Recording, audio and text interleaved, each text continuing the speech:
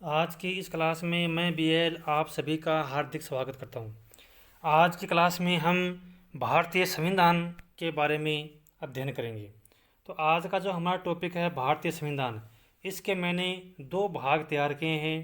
पहले भाग के अंतर्गत हम भारतीय संविधान के बारे में अध्ययन करेंगे और जो दूसरा भाग है उसके अंतर्गत भारतीय संविधान से संबंधित कौन कौन से महत्वपूर्ण प्रश्न बनते हैं और उनके आंसर क्या हैं, इसका अध्ययन हम हमारी नेक्स्ट क्लास यानी भाग 2 के अंतर्गत करेंगे।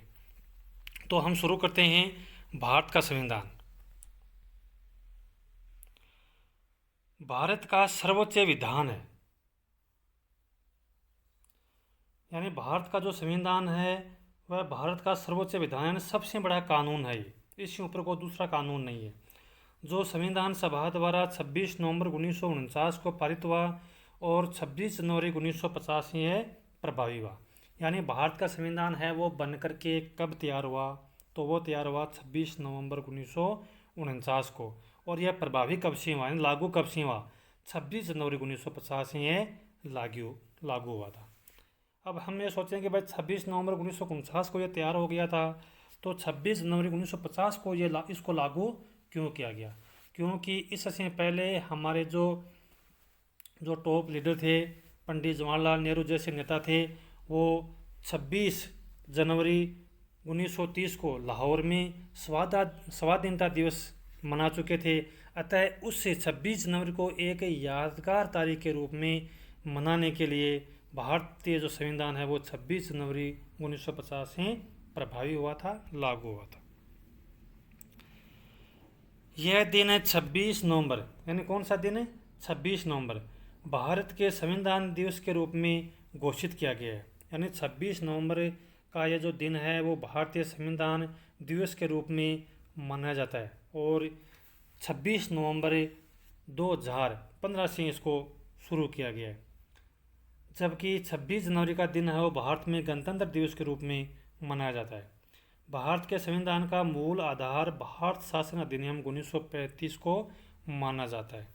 यानी भारत शासन अधिनियम जो 1935 है उसको भारतीय संविधान का मूल आधार माना जाता है। क्यों माना जाता है? क्योंकि भारतीय संविधान के अंतर्गत जो भी प्रमुख जो उपबंध लिए गए हैं वो लगभग 1935 के अधिनियम से लिए गए हैं।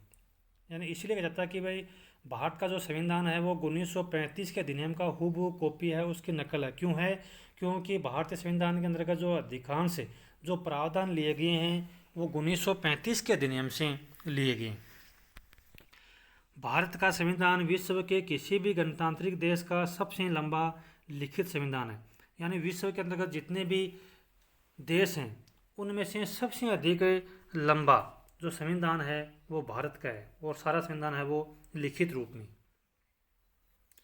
डॉक्टर भीमराव अंबेडकर को भारतीय संविधान का जनक कहा जाता है। भारतीय संविधान का जनक किसे कहा जाता है? डॉक्टर भीमराव अंबेडकर को। भारतीय संविधान सभा के लिए जुलाई 1946 में निर्वाचन हुए थे। यानी भारतीय संविधान सभा के लिए भारतीय संविधान सभा का गठन किया गया था और जुलाई 1946 में इसके निर्वाचन हुए थे। संविधान सभा की जो पहली बैठक है वो 9 दिसंबर 1946 को हुई थी। 9 दिसंबर 1946 को हुई थी। इसके तत्काल बाद देश दो भागों भारत और पाकिस्तान में बंट गया था। यानी जुलाई 1946 में जिस संविधान सभा का गठन हुआ था वो पूरे भारत के लिए थी, उसमें पाकिस्तान भी उसमें शामिल था। लेकिन इसके तत्काल बाद पाकिस्तान है वो भारत से अलग हो गया, यानी भारत दो भागों में बट गया, भारत और पाकिस्तान। तो संविधान सभा है वो भी दो हिस्सों में बट गई। क्यों? अब भारत के अंतर्गत पाकिस्तान वाला क्षेत्र भारत में शामिल नहीं रहा, तो इससे जितना क्षेत्र भारत से अलग हो गया उतने सदस्य वो संविधान सभा से भारतीय संविधान सभा से अलग हो गए। तो संविधान सभा है वो दो भागों में विभाजित हो गई। एक है भारत की संविधान सभा और दूसरी है पाकिस्तान की संविधान सभा। भारतीय संविधान लिखने वाली सभा में 299 सदस्य थे, जिसके अध्यक्ष डॉक्टर राजेंद्र प्रसाद थे। तो देखो, एक मैं आपको यह बता दूं कि जब 1946 में भारतीय संविधान सभा का गठन हुआ था तो उस समय भारतीय संविधान सभा में सदस्यों की संख्या थी 389, और जब भारत का विभाजन हो गया तो उसके बाद में संविधान में सदस्यों की संख्या थी 324। कई बार परीक्षा में पूछ लेते हैं कि संपूर्ण भारत के लिए, यानी जब भारत और पाकिस्तान एक था तब तो संविधान सभा में सदस्यों की संख्या कितनी थी? 389। और जब संविधान सभा का भी उसके भी दो भाग हो गए, जब भारत का विभाजन हो गया तब संविधान सभा में सदस्यों की संख्या थी 324। तो भारतीय संविधान लिखने वाली सभा में 299 सदस्य थे, यानी ये प्रेजेंट की बात है। उसमें उपस्थित कितने थे? संविधान सभा ने 26 नवंबर 1949 में अपना काम पूरा कर लिया और 26 जनवरी 1950 को यह संविधान लागू हुआ। इसी दिन की याद में भारत में हर वर्ष 26 जनवरी को गणतंत्र दिवस मनाया जाता है। भारतीय संविधान को पूर्ण रूप से तैयार करने में 2 वर्ष 11 माह 18 दिन का समय लगा था। भारतीय संविधान में वर्तमान में 470 अनुच्छेद, अब तो संख्या इससे भी ज़्यादा हो चुकी है, और 12 अनुसूचियाँ 25 भागों में विभाजित है। परंतु इसके निर्माण के समय मूल संविधान में 395 अनुच्छेद 22 भागों में विभाजित था और इसमें 8 अनुसूचियाँ थी। तो निर्माण के समय तो कितने थे? 395 अनुच्छेद, 22 भाग और 8 अनुसूची। आज अनुसूचियाँ हो चुकी है 8 की जगह 12 और भाग 22 की जगह हो चुके हैं 25। और देखो जो अनुच्छेद हैं वो 395 अनुच्छेद थे मूल संविधान में, और यदि मूल अनुच्छेद की बात करें तो आज भी वो है 395। अब जैसे संशोधन होकर के जो अनुच्छेद उनकी संख्या बढ़ चुकी है, लेकिन क ग यानी ऐसे ही आगे बढ़े हैं। ये नहीं कि अनुच्छेद 395 से अनुच्छेद 396 हो गए, मूल जो अनुच्छेद है वो 395 ही है। संविधान में सरकार के संसदीय स्वरूप की व्यवस्था की गई, यानी भारतीय जो संविधान है उसमें सरकार का जो कौन सा रूप है को स्वीकार किया गया है, तो वह है सरकार के संसदीय स्वरूप की जो व्यवस्था है वो स्वीकार की गई है, जिसकी जो संरचना यानी बनावट है वो कुछ अपवादों को छोड़ करके संघीय है। केंद्रीय कार्यपालिका का संवैधानिक प्रमुख राष्ट्रपति, यानी भारत की जो संघीय कार्यपालिका है जिसको हम केंद्रीय कार्यपालिका कहते हैं, उसका जो संवैधानिक प्रमुख है, संविधान जिसको प्रमुख बनाया है वो किसको बनाया है? राष्ट्रपति को। संविधान की 7वीं अनुसूची में संसद तथा राज्य विधायिकाओं के बीच विधायी शक्तियों का वितरण किया गया है। अब देखो एक ये महत्वपूर्ण प्रश्न बनता है कि संसद और राज्य की विधानसभाओं के बीच में या राज्य की विधायिकाओं के बीच में विधायी शक्तियों का वितरण कौन सी अनुसूची में किया गया है? तो वो किया गया 7वीं अनुसूची में। इसी अनुसूची में यानी 7वीं अनुसूची में सरकारों द्वारा शुल्क एवं कर लगाने के अधिकारों का भी उल्लेख किया गया कि संघीय सरकार ने, केंद्र सरकार है वो कौन कौन से कर लगाएगी, राज्य सरकार है वो कौन से कर लगाएगी, ये सारे प्रावधान है वो इसी अनुसूची में किए गए हैं। कौन सी अनुसूची में? 7वीं अनुसूची में। इसके अंतर्गत 3 सूचियां हैं। अब देखो कौन से विषय के ऊपर कानून केंद्र बनाएगा और कौन से विषय पर कानून है वो राज्य बनाएगा, यानी इसका स्पष्ट रूप से उल्लेख किया गया है। कौन सी अनुसूची में? 7वीं अनुसूची में। तो इसके अंतर्गत जो विषय हैं उन विषयों को लेकर के उन विषयों को 3 भागों में बांटा गया, 3 सूचियां बनाई गई है उसकी। एक है संघ सूची, एक है राज्य सूची और तीसरी है कि समवर्ती सूची। यानी इन सूचियों के अंतर्गत क्या किया? शक्तियों का विभाजन किया गया, यानी विषय बांटे गए इसमें कि कौन से विषय के ऊपर कानून केंद्र बनाएगा, कौन से विषय पर कानून राज्य बनाएगा। इसका स्पष्ट रूप से उल्लेख किया गया है ताकि आगे चल करके केंद्र और राज्य के बीच में किसी प्रकार का कोई विवाद की स्थिति उत्पन्न नहीं हो। देखो मैं बताता हूँ आपको, जो संघ सूची है इसके ऊपर बनाता है कानून संसद या केंद्र सरकार। राज्य सूची के विषयों में कानून आती है राज्य सरकार, और समवर्ती सूची है इसके ऊपर कानून आती है केंद्र और राज्य दोनों। लेकिन यदि समवर्ती सूची के विषय को लेकर के यदि किसी का कोई विवाद हो तो केंद्र का जो निर्णय है वो सर्वोच्च रहेगा, उसको प्राथमिकता मिलेगी। उसके बाद में आता है चौथा विषय अवशिष्ट शक्तियाँ, यानी जैसे ऊपर 3 सूचियाँ हैं, संघ सूची, राज्य सूची और समवर्ती सूची। इन 3 में से यदि कोई विषय छूट गया है, रह गया, तो वो आता है अवशिष्ट शक्तियों में। जैसे अब साइबर वाला आ गया, तो साइबर जैसे पहले नहीं था अब है, तो ये मतलब इन 3 सूचियों में नहीं है, तो ये अब अवशिष्ट सूची में इसको शामिल किया जाता है। और अवशिष्ट शक्तियाँ वो केंद्र के पास में होने के कारण इस पर कानून कौन बनाती है? संसद इसके ऊपर कानून बनाती है। केंद्रीय प्रशासित भूभागों को संघ राज्य क्षेत्र कहा जाता है। यानी जहाँ जहाँ पर जिस क्षेत्र में केंद्र सरकार का प्रभाव है, केंद्र सरकार कानून बनाती है, वो संघ राज्य क्षेत्र कहलाते हैं। अब आते हैं संविधान के भाग। तो संविधान के भाग, संविधान में कुल 22 भाग हैं। संविधान 22 भागों में विभाजित है। मूल रूप से इसमें 395 अनुच्छेद हैं और 12 इसमें अनुसूचियाँ थी। तो अनुसूचियाँ पहले 8 थी, अब 12 हो चुकी है। अनुच्छेद वैसे देखा जाए तो मूल अनुच्छेद 395 हैं, यानी आज अनुच्छेद लगभग 500 हो गए हैं, लेकिन वो कह खह गए ऐसे हैं, लेकिन मूल अनुच्छेद है ना वो 395 है। और 22 भाग, मूल संविधान में 22 भाग थे, जो आज भाग है वो 25 से हो गए, लेकिन हम यहाँ 22 जो भाग हैं उनकी हम चर्चा करेंगे।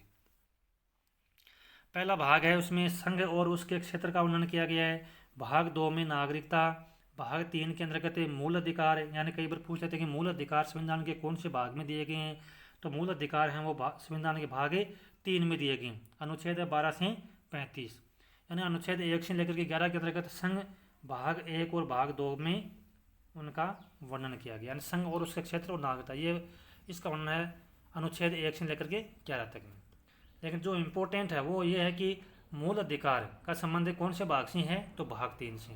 एक राज्य का जो नीति निर्देश तत्व है, इनका जो उल्लेख हो भारत के संविधान के कौन से भाग में है, भाग 4 में। तो ये 2 भाग इम्पोर्टेंट है, भाग 3 और भाग 4। भाग 3 में मूल अधिकार और भाग 4 के अंतर्गत राज्य की नीति निर्देशक तत्व, जिनका जो वर्णन है वो अनुच्छेद 36 से लेकर के 51 तक में किया गया।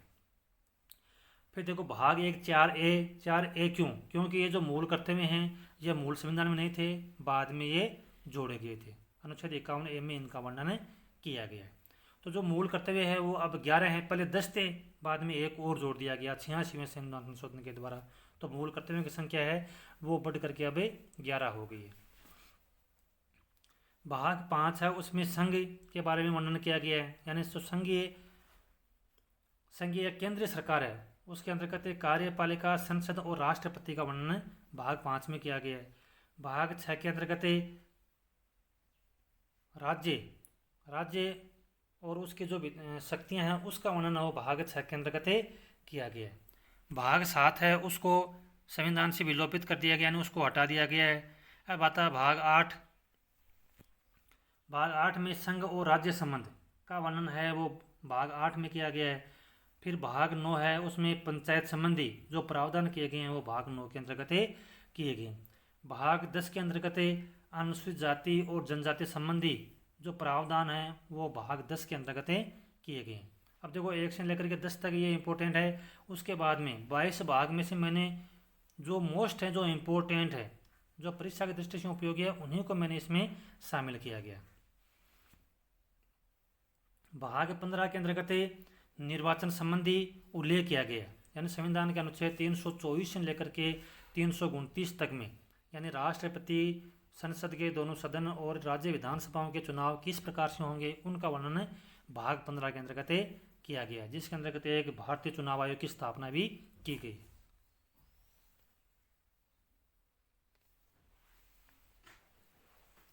भाग 18 के अंतर्गत आपात उपबंध,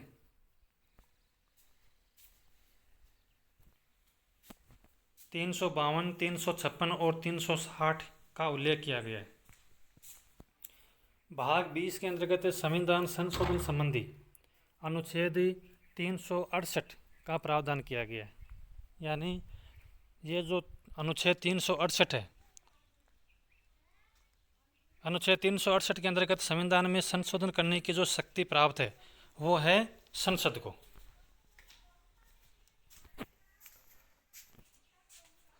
अब आता है भारतीय संविधान का इतिहास।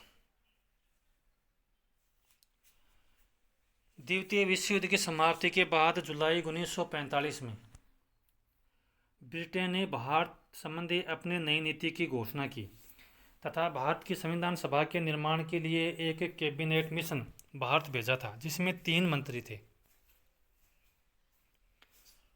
15 अगस्त 1947 को भारत के स्वतंत्र हो जाने के पश्चात संविधान सभा की घोषणा हुई थी। इसने अपना कार्य 9 दिसंबर 1946 से प्रारंभ कर दिया था।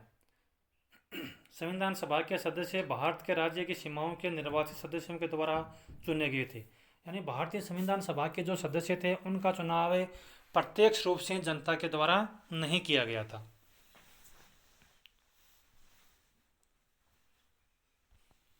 या हम कह सकते हैं कि उस समय जो भारत के राज्य थे उनकी जो सभाएं थी उस समय उन सभाओं के निर्वाचित जो सदस्य थे यानी उनका पहले चुनाव जनता के द्वारा था और उन सदस्यों ने भारतीय संविधान सभा के सदस्यों का चुनाव किया था। भारतीय संविधान में जो प्रमुख सदस्य थे यानी भारतीय संविधान सभा के जो प्रमुख सदस्य थे उनमें है जवाहरलाल नेहरू, भीमराव अंबेडकर, डॉक्टर राजेंद्र प्रसाद, सरदार वल्लभ भाई पटेल, मौलाना अबुल कलाम आज़ाद। ये प्रमुख नेता थे, इसके प्रमुख सदस्य थे किसके? संविधान सभा के। संविधान सभा में कुल 12 अधिवेशन हुए और अंतिम दिन 284 सदस्यों ने इस के ऊपर हस्ताक्षर किए थे। जैसा कि हमने ऊपर देखा संविधान सभा के अंतर्गत जो सदस्य शामिल थे कितने? 299। मूल रूप से संविधान सभा में कितने सदस्य थे? 324। 284 का मतलब यह है कि भारतीय संविधान जिस दिन बन करके तैयार हुआ था उस दिन भारतीय संविधान सभा के अंतर्गत 284 सदस्य उपस्थित थे और 284 सदस्यों के इसके ऊपर हस्ताक्षर हैं। संविधान बनने में 166 दिन बैठक की गई और इस बैठकों में प्रेस और जनता को भी भाग लेने की स्वतंत्रता थी। यानी जनता है वो भी अपने जो राय है वो संविधान सभा को दे सकती थी। इस संविधान सभा में सर्वाधिक प्रभाव भारत शासन अधिनियम 1935 का है। जैसा कि हमने ऊपर देखा था कि सबसे अधिक जो प्रावधान लिए गए हैं वो भारतीय शासन अधिनियम 1935 के अधिनियम से लिए गए हैं। इसमें लगभग 250 अनुच्छेद लिए गए हैं इससे। अब देखो हम एक नज़र डालते हैं भारतीय संविधान की संरचना पर। भारतीय संविधान की संरचना यह वर्तमान समय में भारतीय संविधान के निम्नलिखित भाग हैं। तो एक तो है उद्देशिका जिसको हम प्रस्तावना कहते हैं। 417 अनुच्छेदों से युक्त 25 भाग हैं इसमें और 12 इसमें अनुसूचियाँ हैं। इसके बाद में हम नज़र डालते हैं जो करंट में जो महत्वपूर्ण संविधान संशोधन हुई है। संविधान का देखो एक तो है 124वां संविधान संशोधन विधेयक जो 9 जनवरी 2019 को संसद में अनुच्छेद 368 संवैधानिक संशोधन के विशेष बहुमत से पास हुआ था। यानी जैसा कि हम जानते हैं कि संविधान के अनुच्छेद यानी ये 368 क्या है? ये 368 जो अनुच्छेद है इसके अंतर्गत भारतीय संविधान में संशोधन करने की जो शक्ति है वो संसद को प्राप्त है। किसके तहत है? संविधान के अनुच्छेद 368 के तहत। यानी संविधान में संशोधन संसद कर सकती है। यह शक्ति उसको कहाँ से प्राप्त हुई? यह शक्ति उसको प्राप्त हुई संविधान के अनुच्छेद 368 से।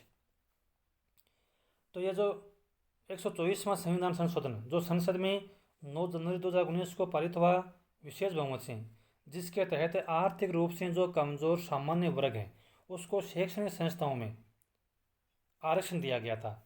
और 8 अगस्त 2016 को संसद ने वस्तु और सेवा कर जिसको हम जीएसटी के रूप में जानते हैं ये पारित करके 101वां संविधान संशोधन किया था। तो 124वां का संबंध किससे है? जो आर्थिक रूप से कमजोर सामान्य वर्ग को जो शैक्षणिक संस्थाओं में आरक्षण दिया गया और जो 101वां संशोधन है उसका संबंध था 2016 में जब जीएसटी को संसद के द्वारा पारित किया गया था। अब आगे हम पढ़ते हैं अनुसूचियाँ। तो भारत के मूल संविधान में 8 अनुसूचियाँ थी परंतु भारतीय संविधान में वर्तमान में 12 अनुसूचियाँ हैं। अब देखो कौन सी अनुसूची में किस का उल्लेख किया गया है वो हम एक नज़र डालते हैं। सबसे पहले आता है पहली अनुसूची। तो पहली अनुसूची के अंतर्गत राज्य और संघ राज्य क्षेत्र का वर्णन किया गया है। दूसरी अनुसूची में मुख्य जो पदाधिकारी हैं उनके वेतन भत्तों का उल्लेख किया गया है। अब देखो उसमें कौन कौन आते हैं? राष्ट्रपति और राज्यपाल के वेतन भत्ते, लोकसभा और विधानसभा के अध्यक्ष, उपाध्यक्ष, राज्यसभा और विधान परिषद के सभापति तथा उपसभापति के वेतन भत्ते, उच्चतम न्यायालय के वेतन भत्ते, उच्चतम न्यायालय के न्यायाधीशों के वेतन भत्ते और भारत के नियंत्रक और महालेखा परीक्षक के वेतन भत्ते। यानी अनुसूची 2 के अंतर्गत जो मुख्य पदाधिकारी हैं उनका वेतन भत्ते का उल्लेख किया गया और उसमें ये प्रमुख अधिकारी आते हैं। फिर देखो जो तीसरी अनुसूची है इसके अंतर्गत विधायिका के सदस्य राष्ट्रपति, उपराष्ट्रपति, न्यायाधीशों आदि के द्वारा जो शपथ ली जाती है उस शपथ का प्रारूप इसमें दिया गया है। चौथी अनुसूची में राज्यसभा में स्थानों का आवंटन राज्यों तथा संघ राज्य क्षेत्रों से, यानी राज्यसभा के अंतर्गत कितने सदस्य होंगे इसका उल्लेख किया गया राज्यों से और संघ राज्य क्षेत्रों से। पांचवी अनुसूची में अनुसूचित क्षेत्रों और अनुसूचित जनजातियों के प्रशासन और नियंत्रण से संबंधित उपबंध का उल्लेख किया गया है पांचवी अनुसूची में। छठी अनुसूची में असम, मेघालय, त्रिपुरा, मिजोरम राज्यों के जनजातीय क्षेत्रों के प्रशासन के विषय में उपबंध किए गए, यानी जो ये पूर्वोत्तर जो भारत के राज्य हैं असम, मेघालय, त्रिपुरा और मिजोरम राज्यों के जो जनजातीय क्षेत्र हैं का जो प्रशासन है उसके संबंध में विशेष प्रावधान किए गए हैं छठी अनुसूची में। अब आती है सातवीं अनुसूची में। जैसा कि हम थोड़ा बहुत ऊपर पढ़ चुके हैं सातवीं अनुसूची के बारे में, यानी विषयों के वितरण से संबंधित जो अनुसूची है वो है सातवीं अनुसूची। ये इम्पोर्टेंट है, महत्वपूर्ण है। क्यों है? क्योंकि इसके अंतर्गत जो संघ यानी केंद्र और राज्यों के बीच में जो विषयों का जो विभाजन किया गया है वो कौन सी अनुसूची में किया गया है? वो सातवीं अनुसूची में किया गया है। तो देखो तीन सूचियाँ, संघ सूची, राज्य सूची और समवर्ती सूची, जैसा कि मैंने ऊपर बता चुका हूँ आपको। फिर आता है आठवीं अनुसूची। आठवीं अनुसूची में कुल 22 भाषाएं, 22 भाषाओं का उल्लेख किया गया है आठवीं अनुसूची में। फिर आता है नौवीं अनुसूची। तो नौवीं अनुसूची जो इसका संबंध किसी है? भूमि सुधार संबंधी। भूमि सुधार संबंधी जो पहला संविधान संशोधन 1951 के द्वारा इस अनुसूची के नौवीं अनुसूची के अंतर्गत जोड़ा गया था। फिर आता है 10वीं अनुसूची। जो दल परिवर्तन संबंधी जो प्रावधान हैं वो 10वीं अनुसूची में किए गए हैं, यानी जैसे मान लीजिए कोई सदस्य वो एक पार्टी को छोड़ करके दूसरी पार्टी में जाता है तो वो दल बदल में माना जाता है। तो इसका जो उल्लेख है वो 10वीं अनुसूची में किया गया है। अब देखो दल बदल वास्तव में होता क्या है? दल बदल का मतलब ये है कि जैसे मान लीजिए कि किसी पार्टी के चुनाव चिन्ह पर कोई उम्मीदवार चुनाव लड़े और जीत जाए और जीतने के बाद में उस पार्टी को छोड़कर वो दूसरी पार्टी में चला जाए तो उसको हम दल बदल कहते हैं।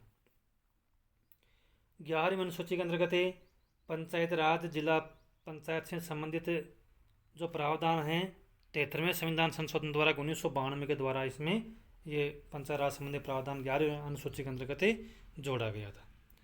फिर आता है 12वीं अनुसूची। तो 12वीं अनुसूची में इसमें नगर पालिका का वर्णन किया गया है। यह अनुसूची 74वें संविधान संशोधन द्वारा 1993 के अंतर्गत जोड़ी गई थी। अब देखो एक बताती है संविधान की सर्वोच्चता। जैसा कि हम जानते हैं कि भाई संविधान में क्या है? संविधान में कानून है, नियम है, और वो देश के अंतर्गत सर्वोच्च, एक तरह से सर्वोच्च विधान है, यानी सबसे बड़ा कानून है। बाकी जो सामान्य कानून है वो उसी कानून संविधान का ही सहारा लेते हैं। संविधान से ऊपर कोई कानून नहीं हो सकता। संविधान के उपबंध संघ तथा राज्य सरकारों पर समान रूप से बाध्यकारी होते हैं। भाई संविधान की सर्वोच्चता का मतलब है कि संविधान के अंतर्गत जो प्रावधान किए गए हैं, जिन प्रावधान का उल्लेख किया गया है वो केंद्र और राज्य दोनों के ऊपर समान रूप से लागू होते हैं। दोनों को संविधान की पालना करनी पड़ती है। संविधान में संशोधन की शक्ति। संविधान में संशोधन की जो शक्ति है वो संविधान के अनुच्छेद 368 में है, यानी संविधान के अनुच्छेद 368 के तहत ही संसद है वो संविधान में संशोधन कर सकती है। संविधान की कठोरता। अब देखो संविधान में संशोधन करने की जो शक्ति संसद को प्राप्त है, तो संसद है वो संविधान में संशोधन दो तरह से कर सकती है। एक है संविधान की जो कठोरता और एक है लचीलापन। लचीलापन का मतलब यह है कि संविधान के अंतर्गत कुछ प्रावधान ऐसे हैं जिनमें आसानी से परिवर्तन हो सकता है और कुछ के अंतर्गत आसानी से परिवर्तन नहीं हो सकता, यानी संसद के दोनों सदनों के साथ साथ राज्य की जो विधानसभाएं हैं उनकी भी सहमति जरूरी होती है। उसको कहते हैं संविधान की कठोरता।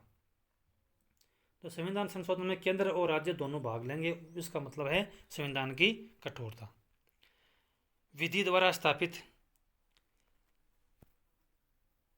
यानी न्यायालय ही संघ राज्य शक्तियों के विभाजन का परीक्षण करेंगे। अब मान लीजिए कि संसद ने संविधान के अंतर्गत संशोधन कर दिया, लेकिन वो संशोधन सही है या नहीं है। ये तो नहीं कि कहीं संसद ने अपनी निरंकुशता प्रकट की हो या अपनी सीमा पार की हो, तो इसकी जो पर्यवेक्षण है, जो जांच है, वो न्यायालय कर सकता है। और न्यायालय में कौन है? सर्वोच्च न्यायालय। यह शक्ति है वो सर्वोच्च न्यायालय के पास में।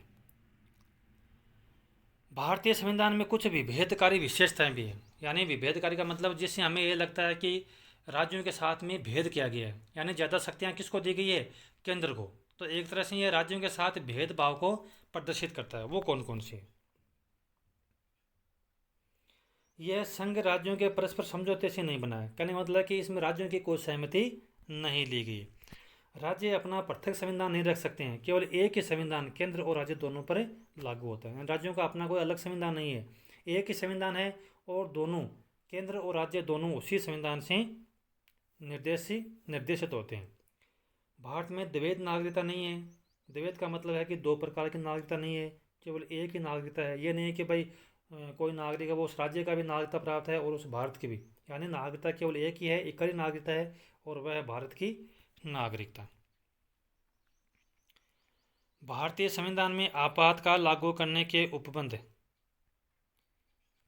भारतीय संविधान में आपातकाल लागू करने के उपबंध 352 अनुच्छेद के लागू होने पर राज्य केंद्र शक्ति पृथक्करण वो समाप्त हो जाएगा और एकात्म संविधान बन जाएगा। इस स्थिति में केंद्र राज्यों पर संपूर्ण संप्रभु हो जाता है। यानी कहने का मतलब है कि 352 के अनुच्छेद के तहत यदि देश में आपातकाल या उस राज्य में आपातकाल लागू हो जाता है 352 और 356 दोनों के तहत, तो उस राज्य की जो सारी शक्तियां हैं वो केंद्र के पास में चली जाती है। तो यहाँ पर भी जो राज्य की जो शक्ति है वो कमज़ोर हो जाती है। अगला है कि राज्यों का नाम, यानी राज्य का नाम परिवर्तन करना है, क्षेत्र या सीमा में बदलाव करना है, तो उसमें भी राज्यों की सहमति की कोई आवश्यकता नहीं है अनुच्छेद 3 के तहत। अतः राज्य भारतीय संघ के अनिवार्य घटक नहीं है, केंद्र संघ को पुनर्निर्मित कर सकते हैं। जैसे भारतीय जो ये पूरा संघ है इसको दोबारा से पुनर्निर्मित कर सकती है, दोबारा से इसका निर्माण कर सकती है। कहने का मतलब है कि किसी राज्य का नाम चेंज कर सकती है, क्षेत्र और सीमा में बदलाव कर सकती है, किसी राज्य की सीमा को अलग करके दूसरा नया राज्य बनाया जा सकता है। संविधान के 7वें अनुसूची में 3 सूचियां हैं, संघ सूची, राज्य सूची और समवर्ती सूची। जैसा कि हम ऊपर पढ़ चुके हैं, इनके विषयों का जो वितरण है वो केंद्र के पक्ष में है। यानी इन 3 सूचियों के अंतर्गत जो केंद्र और राज्य के बीच में जो शक्तियों का विभाजन किया गया है, तो इसमें जो शक्तियां हैं वो किसके पक्ष में है, वो केंद्र के पक्ष में। यानी केंद्र को अधिक शक्तियां प्रदान करती है ये 7वीं अनुसूची। अब देखो किस तरह से संघीय सूची में सर्वाधिक महत्वपूर्ण विषय है। अब देखो 3 सूचियां हैं, संघ सूची, राज्य सूची और समवर्ती सूची। तो संघ सूची है, इसके ऊपर पूरी तरह से केंद्र का अधिकार है। तो जो भी महत्वपूर्ण विषय हैं जिनसे आय ज़्यादा होती है वो सारे विषय संघ के पास में, यानी केंद्र के पास में है। और जो राज्य सूची है, यानी ये जो संघीय सूची है, इसके ऊपर जो केवल संसद का अधिकार है, संसद ही केवल कानून बना सकती है। और जो राज्य सूची के विषय है वो भी कम महत्वपूर्ण है। कम महत्व का मतलब है कि जो कमज़ोर विषय हैं वो राज्यों को दिए गए हैं। और विशेष परिस्थितियों में, यानी राज्य सूची के अंतर्गत जो विषय राज्यों को दिए गए हैं, विशेष परिस्थितियों में उन पर भी संसद है वो विधि निर्माण कर सकती है, यानी कानून बना सकती है। किंतु किसी एक भी परिस्थिति में राज्य केंद्र हेतु विधि निर्माण नहीं कर सकते। कहने का मतलब है कि केंद्र है वो राज्य के किसी विषय पर कानून बना सकती है, लेकिन राज्य है वो केंद्र के किसी एक भी विषय पर कानून नहीं बना सकती। इसके अलावा देखो और कौन कौन से प्रावधान हैं। अनुच्छेद 249, राज्यसभा ये पारित कर दे कि राष्ट्र हित हेतु आवश्यक है 2/3 बहुमत से, तो यह बंधन मात्र 1 वर्ष के लिए लागू होता है। देखो इसका मतलब ये है कि अनुच्छेद 249 के तहत राज्यसभा यदि ऐसा प्रस्ताव पारित कर दे कि किसी विषय के ऊपर राष्ट्र हित में कानून बनाया जाना संसद के द्वारा आवश्यक है, तो 2/3 बहुमत से यदि ऐसा प्रस्ताव पास हो जाए तो ऐसे विषय पर संसद वो कानून बना सकती है। विषय किसका है? विषय राज्य का है। लेकिन राज्यसभा यदि प्रस्ताव पास कर दे कि राष्ट्र हित में राज्य सूची के किसी विषय पर कानून बनाया जाना आवश्यक है, तो ऐसी स्थिति में केंद्र है, संसद है, वो राज्य सूची के विषय पर कानून बना सकती है। लेकिन ये जो बंधन है ना वो केवल 1 वर्ष के लिए ही लागू होता है। इसका उल्लेख है संविधान के अनुच्छेद 249 में। अनुच्छेद 250 में राष्ट्र आपातकाल लागू होने पर संसद को राज्य सूची के विषयों पर विधि निर्माण का अधिकार है वो स्वतः ही प्राप्त हो जाता है। जैसे कि मान लीजिए कि देश में आपातकाल लागू हो गया, आपातकाल की घोषणा हो गई, तो केंद्र है वो राज्य सूची के विषय पर कानून बना सकता है। अनुच्छेद 253 के तहत अंतर्राष्ट्रीय समझौते के अनुपालन के लिए संसद राज्य सूची विषय पर विधि निर्माण कर सकती है। अंतर्राष्ट्रीय समझौते की पालना के लिए राज्य सूची के विषय पर कानून संसद वो बना सकती है। अनुच्छेद 356 के तहत यदि किसी राज्य में राष्ट्रपति शासन लागू हो जाए, यदि किसी राज्य में राष्ट्रपति शासन लागू हो जाए तो ऐसी स्थिति में संसद उस राज्य के विधि निर्माण का कार्य कर सकती है। कहने का मतलब है कि यदि किसी राज्य में यदि राष्ट्रपति शासन लागू हो जाए तो उस राज्य की जो सारी शक्तियाँ वो केंद्र के पास में चली जाती है। अनुच्छेद 155 के तहत राज्यपालों की नियुक्ति पूर्णतः केंद्र की इच्छा से होती है। इस प्रकार केंद्र राज्यों पर नियंत्रण रख सकता है। यानी राज्यपाल की नियुक्ति किसके द्वारा की जाती है? राज्यपाल की नियुक्ति होती है राष्ट्रपति के द्वारा, और एक तरह से उस राज्य के अंतर्गत वो केंद्र का एक तरह से एजेंट होता है। यानी इसके माध्यम से जो राज्य है उसके ऊपर केंद्र है वो पूरा नियंत्रण रखती है। अनुच्छेद 360 के तहत वित्तीय आपातकाल की दशा में राज्यों के वित्त पर भी केंद्र का नियंत्रण हो जाता है। इस दिशा में केंद्र राज्यों को धन व्यय करने हेतु निर्देश दे सकता है। अनुच्छेद 312 के तहत अखिल भारतीय सेवाओं का प्रावधान है। ये सेवक नियुक्ति, प्रशिक्षण, अनुशासनात्मक क्षेत्रों में पूर्णतः केंद्र के अधीन होते हैं, जबकि ये सेवाएं राज्यों में देते हैं। राज्य सरकार का इन अधिकारियों के ऊपर कोई नियंत्रण नहीं होता है। अब देखो, अखिल भारतीय सेवाओं का गठन संविधान के कौन से अनुच्छेद में किया गया है? तो अखिल भारतीय सेवाओं का गठन किया गया है संविधान के अनुच्छेद 312 के तहत। अब देखो इसमें होता क्या है, इसमें जैसे IAS यानी जितने भी अधिकारी हैं इनकी नियुक्ति, प्रशिक्षण यानी ये सारे केंद्र के अधीन होते हैं, जबकि ये सेवाएं कहाँ देते हैं? राज्यों में। यानी एक तरह से राज्यों के ऊपर यह नियंत्रण रखने का केंद्र का प्रयास है। फिर आता है एकीकृत न्यायपालिका, यानी राज्यों के अपने अलग से कोई न्यायालय नहीं है, न्यायपालिका है वो एकीकृत है। राज्यों की कार्यपालिका शक्तियां संघीय कार्यपालिका शक्तियों पर प्रभावी नहीं हो सकती। यानी राज्य की जो कार्यपालिका शक्तियां हैं वो केंद्र की कार्यपालिका शक्तियों पर प्रभावी नहीं हो सकती। जो संघीय कार्यपालिका है वो राज्य की कार्यपालिका शक्तियों पर प्रभावी हो सकती है। तो ये देखो हमने क्या पढ़ा, हमने ये पढ़े कि जो संविधान के अंतर्गत जो विषयों का विभाजन किया गया है वो किसके पक्ष में किया गया है? केंद्र के पक्ष में। यानी जो महत्वपूर्ण विषय हैं वो सारे किसके पास में हैं? केंद्र के पास में है। और राज्यों को जो विषय दिए गए हैं वो कमज़ोर विषय दिए गए हैं, फिर भी यानी विशेष परिस्थितियों के अंतर्गत जो केंद्र है वो राज्य सूची के विषयों पर कानून बना सकती है। ये जो अपने इतने जो अनुच्छेद पढ़े, यानी जितने हमने इतने अनुच्छेद देखे, ये सारे राज्य सूची के विषयों पर संसद को ये अधिकार देते हैं। अब देखो संविधान की जो प्रस्तावना वो बहुत महत्वपूर्ण है। यदि हमें संविधान की प्रस्तावना यदि हमें पूरी तरह से याद हो जाए तो संविधान की जो भी विशेषताएं भारत संविधान की वो सारी विशेषताएं इसमें छुपी हुई है। हम भारत के लोग, यानी भारतीय संविधान का निर्माण किसने किया? भारतीय जनता ने।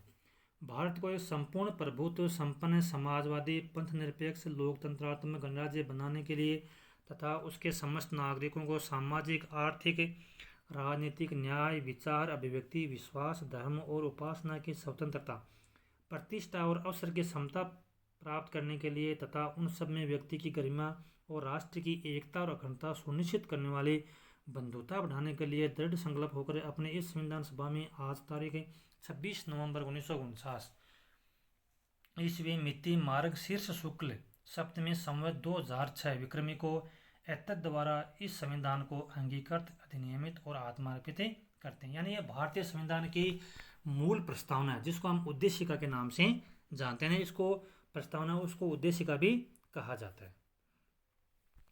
इसमें देखो ये 3 शब्द आए हैं, कौन से? समाजवादी, पंथ निरपेक्ष और लोकतंत्र। यानी ये जो 3 शब्द हैं ये 42वें संविधान संशोधन के द्वारा 1976 में जोड़े गए थे। संविधान की प्रस्तावना 13 दिसंबर 1946 को जवाहरलाल नेहरू द्वारा संविधान सभा में प्रस्तुत की गई प्रस्तावना को आमुख भी कहते हैं। KM मुंशी ने प्रस्तावना को राजनीतिक कुंडली का नाम दिया गया। यानी जो भारतीय संविधान की जो प्रस्तावना है उसको राजनीतिक कुंडली किसने कहा है? तो KM मुंशी ने कहा है इसको। 42वें संविधान संशोधन के द्वारा 1976 के द्वारा भारतीय संविधान की प्रस्तावना में समाजवाद, पंथ निरपेक्ष और अखंडता शब्द जोड़े गए। तो देखो ये जो भारतीय संविधान की प्रस्तावना में ये जो 3 शब्द आते हैं कौन से? समाजवाद, पंथ निरपेक्ष और अखंडता। ये मूल संविधान में नहीं थे। 42वें संविधान संशोधन के द्वारा 1976 में ये बाद में जोड़े गए थे। अब आता है नीति के निर्देशक तत्व। भाग 3 तथा भाग 4 मिलकर संविधान की आत्मा तथा चेतना कहलाते हैं। क्यों? क्योंकि भाग 3 के अंतर्गत किसका उल्लेख है? मौलिक अधिकारों का। और भाग 4 में किसका उल्लेख है? नीति निर्देशक तत्व का। क्योंकि किसी भी स्वतंत्र राष्ट्र के लिए मौलिक अधिकार तथा नीति निर्देशक तत्व देश के निर्माण में महत्वपूर्ण भूमिका निभाते हैं। नीति निर्देशक तत्व जनतांत्रिक संविधान विकास के नवीनतम तत्व हैं। सर्वप्रथम ये आयरलैंड के संविधान में लागू किए गए थे। तो भारत में ये जो नीति के निर्देशक तत्व हैं ये कहाँ से लिए गए हैं? ये आयरलैंड के संविधान से लिए गए हैं। फिर आता है देखो मूल कर्तव्य। मूल कर्तव्य मूल संविधान में नहीं थे, यानी जब हमारी संविधान सभा ने जिस भारतीय संविधान का निर्माण किया गया था उसमें ये मूल कर्तव्य शामिल नहीं थे।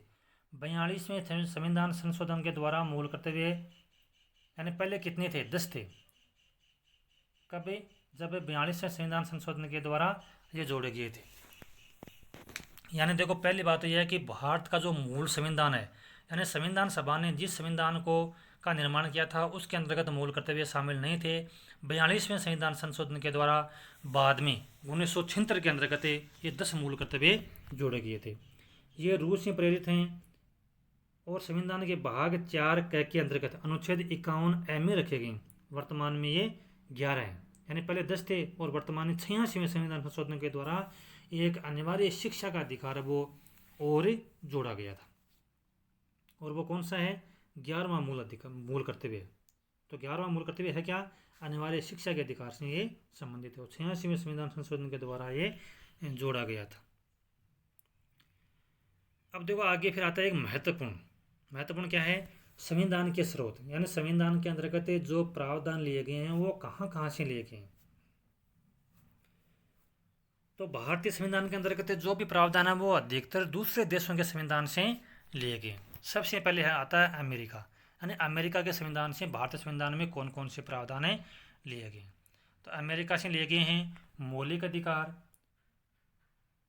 राज्य की कार्यपालिका के प्रमुख तथा सशस्त्र सेनाओं के सर्वोच्च कमांडर के रूप में राष्ट्रपति के होने का प्रावधान, उपराष्ट्रपति, न्यायिक पुनरावलोकन और संविधान की सर्वोच्चता। इसके अलावा न्यायपालिका की स्वतंत्रता,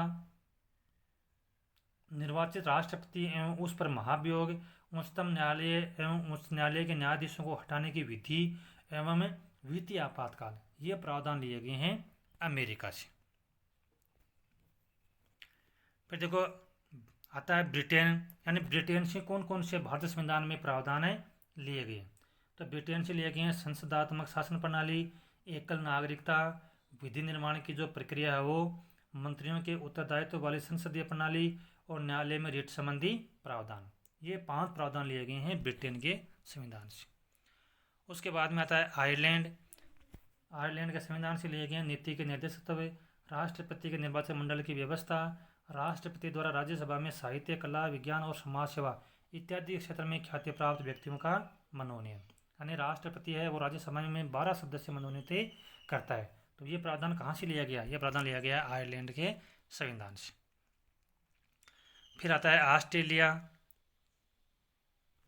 तो भारतीय संविधान के अंदर जो प्रस्तावना है, प्रस्तावना की जो भाषा है और समवर्ती सूची का प्रावधान, केंद्र तथा राज्यों के बीच संबंध और शक्तियों का विभाजन और संसदीय अधिकार, ये लिए गए हैं ऑस्ट्रेलिया के संविधान से। यानी 4 महत्वपूर्ण कौन सी? प्रस्तावना की भाषा, समवर्ती सूची का प्रावधान, केंद्र एवं राज्य के बीच संबंध तथा शक्तियों का विभाजन और संसदीय विशेष अधिकार, ये 4 प्रमुख प्रावधान लिए गए हैं ऑस्ट्रेलिया के संविधान से। उसके बाद में था जर्मनी। तो भारतीय संविधान के अंतर्गत जो आपातकाल का जो प्रावधान है वो लिया गया है जर्मनी के संविधान से। कनाडा के संविधान से लिया गया है संघात्मक शासन की विशेषताएं, अवशिष्ट शक्तियां केंद्र के पास होना, केंद्र द्वारा राज्य के राज्यपालों की नियुक्ति, उच्चतम न्यायालय का परामर्श से न्याय निर्णय और राज्यसभा के सदस्यों का निर्वाचन, यानी ये 5 प्रावधान लिए गए हैं कनाडा के संविधान से। तथा दक्षिण अफ्रीका। दक्षिण अफ्रीका के संविधान से लिए गए हैं संविधान संशोधन की प्रक्रिया का प्रावधान और राज्यसभा के सदस्यों के चुनाव संबंधी प्रावधान। ये दो प्रावधान लिए गए हैं दक्षिण अफ्रीका के संविधान से। फिर आता है सोवियत संघ, जो आज हम रूस के रूप में जानते हैं। तो सोवियत संघ या रूस में लिए गए हैं मौलिक कर्तव्यों का प्रावधान और योजना आयोग का जो संगठन है वो, और सामाजिक, आर्थिक और राजनीतिक न्याय संबंधी जो प्रावधान है, यानी तीन प्रमुख प्रावधान, मौलिक कर्तव्यों का प्रावधान, योजना आयोग और सामाजिक, आर्थिक और राजनीतिक न्याय संबंधी प्रावधान, ये लिए गए हैं सोवियत संघ के संविधान से। जापान, तो जापान से लिया गया है विधि द्वारा स्थापित प्रक्रिया, यानी विधि द्वारा स्थापित प्रक्रिया कहाँ से ली गई है? जापान के संविधान से।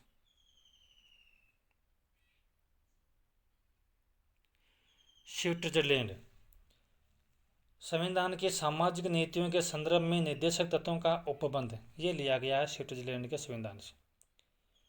फिर आता है फ्रांस, गणतांत्रिक व्यवस्था, अध्यादेश नियम, विनियम आदेश, प्रस्तावना में स्वतंत्रता, समानता और बंधुता के आदर्श, ये लिए गए हैं फ्रांस के संविधान से। तो विद्यार्थियों, आज हमने भारतीय संविधान के अंतर्गत जो भी प्रमुख प्रावधान थे और जो संविधान के प्रमुख स्रोत थे, यानी किन किन देशों से कौन कौन से प्रावधान लिए गए हैं, ये जो सारी चीज़ें हैं वो परीक्षा की दृष्टि से बहुत ही महत्वपूर्ण है। तो आप, मैं आशा करता हूँ कि आप इन सारी चीज़ों का बहुत अच्छी तरह से अध्ययन करेंगे, ताकि जो भी प्रतियोगी परीक्षा है उसके अंतर्गत भारतीय संविधान से संबंधित कोई भी जो प्रश्न है वो आपका गलत नहीं हो। तो अब हम अगला भाग, जो भाग 2 है, उसके अंतर्गत भारतीय संविधान से संबंधित जो प्रश्नोत्तर हैं उसका हमें अध्ययन करेंगे। इसी के साथ मैं आपसे आगे लेता हूँ। जय हिंद, जय भारत।